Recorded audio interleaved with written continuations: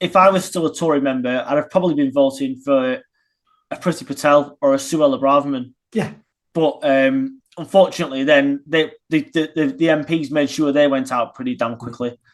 And then what you have left is four, should we call them moderates? Tom Tugendhat is a complete leftist. Badenoch, she's probably on the right of politics, just about. Jenrick, as we said, has always been on the left, really. I didn't believe for a second. And James Cleverly was on the left as well. James Cleverly is, I met him once. He's actually a very likable person. I like James Cleverly, but he is not strong enough leadership material. So it was good that he went, but it's no surprise to me that the MPs wanted James Cleverly to win, and he got a bit too big for his boots, didn't he, by allowing votes to go to other people and actually managed to knock himself out, which was unbelievable. They have denied that, but I've heard reports that it was actually true. They were lending votes to make sure that he went up against the right person. Oh yeah, because if he knew he was going to come first and come to the last two, he wanted to make sure he had the weakest opposition in Yeah, final two. So it made sense to do that, but things can backfire, and it backfired on him.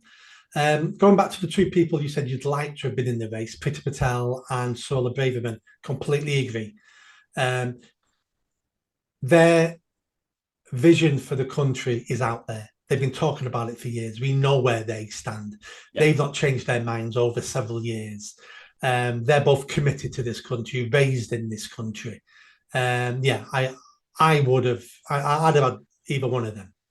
Well, they were the only Tories in the race. There was nobody else in there. They are actually genuinely conservative. As you said, they've never changed their minds on anything. It actually astounds me that Suella Braverman, especially, is still in the Conservative Party. I was kind of hoping as well that she would have defected by now to Reform UK.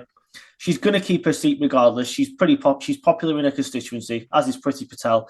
But Suella Braverman is probably not going to get in a cabinet ever again because the Tory party has moved away from her to the left. And she's never going to be able to be Conservative leader because she'll never galvanise enough support from the current crop of Tory MPs. So, yes, she ran for leadership, but she didn't have a hope in hell of winning it.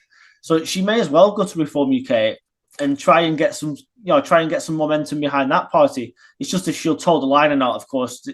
She's a big personality, as is Nigel Farage. Does Farage want another big personality in there? Debatable. I think she's playing the long game. The long game for her is the Tory party is over for at least 2-3 years.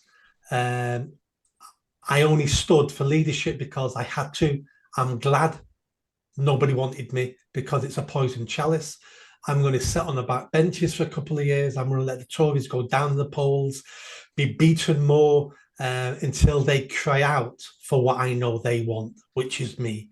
And I'll be waiting in the wings to take over once the party catches up to where I am. I think she's playing the long game. If not, you're right, she would have jumped to Reform. Jumping to Reform would be a long shot for her.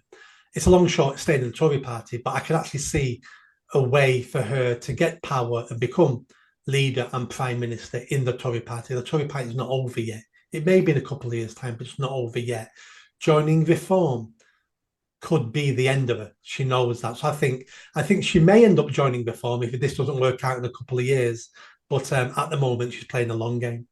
Did you enjoy that video? I think you did. Come on now, hit that bell, subscribe, comment. Let's build this channel. I need more followers. I need more subscribers. Be part of the journey. See you soon.